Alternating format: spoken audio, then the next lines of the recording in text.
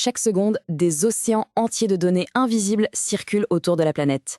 Mais comment est-ce qu'on arrive à quantifier concrètement ce trafic massif et tout ce stockage? Dans cette exploration, on va décortiquer ces grandeurs qui régissent notre monde technologique, de la plus petite brique jusqu'aux échelles les plus vertigineuses. Alors, comment mesurer l'immensité d'Internet? C'est une excellente question parce que le cerveau humain a vraiment du mal à se représenter ces flux d'informations abstraits.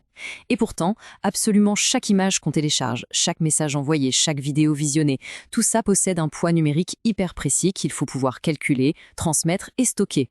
Commençons tout de suite avec la première partie, l'octet, notre unité de base. Pour comprendre cette immensité, il faut paradoxalement d'abord regarder le minuscule. L'unité fondamentale en informatique, c'est l'octet, qui est composé d'exactement 8 bits. C'est en fait l'atome de l'informatique. Sans cette toute petite brique de base, aucune de nos technologies modernes n'existerait. Absolument tout repose là-dessus. Et à partir de là, les mesures grimpent, mais de deux manières très distinctes. C'est souvent ça qui crée la confusion d'ailleurs. D'un côté, on a le système binaire qui fonctionne par palier de 1024, et de l'autre, le système décimal qui avance par palier bien rond de 1000.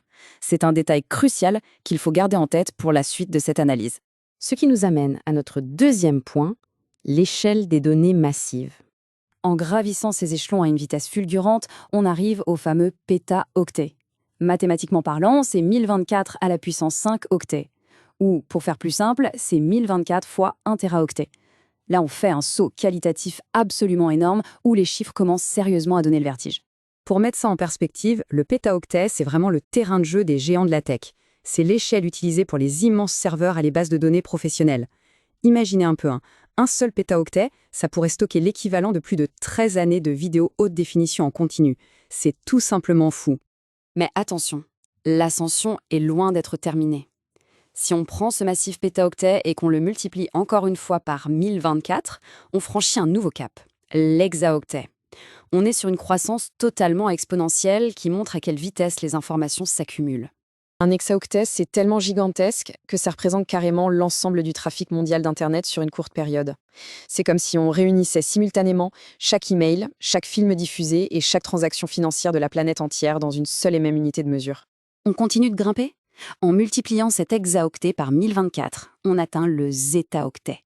Ça, c'est l'unité colossale qu'on utilise pour mesurer le volume global de absolument toutes les données numériques, créées, capturées et copiées dans le monde. Tout le savoir numérique de l'humanité entière se chiffre à ce niveau stratosphérique. Et enfin, en multipliant par 1024 une toute dernière fois, on atteint le sommet absolu de l'échelle telle qu'elle est définie aujourd'hui, 10 à la puissance 24 octets. C'est un nombre littéralement incompréhensible pour notre cerveau. On parle d'un chiffre immense suivi de pas moins de 24 zéros. Ce sommet vertigineux, c'est le iota-octet. À ce jour, c'est tout simplement la plus grande unité standardisée qui existe. C'est la frontière absolue de notre capacité actuelle à quantifier et à nommer l'océan de données généré par notre civilisation. Passons maintenant à la troisième partie, l'usage courant contre la norme CII. Malgré ces échelles cosmiques, il y a un mystère beaucoup plus pragmatique du quotidien. On s'est tous déjà demandé pourquoi l'espace d'un disque dur tout neuf ne correspond jamais à ce qui est écrit sur sa boîte, n'est-ce pas? Eh bien, l'explication, c'est qu'il y a une vraie petite guerre de langage.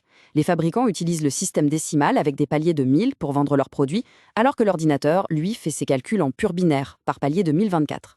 Du coup, pour essayer de mettre fin à cette confusion, la Commission électrotechnique internationale a mis en place des préfixes strictement réservés à l'informatique dinaire, les kibi, mebi, jibi et tebi.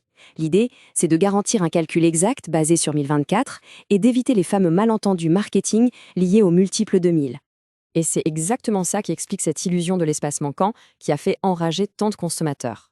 Un disque vendu fièrement comme faisant 1 téraoctet contient bien 1000 gigaoctets selon le fabricant.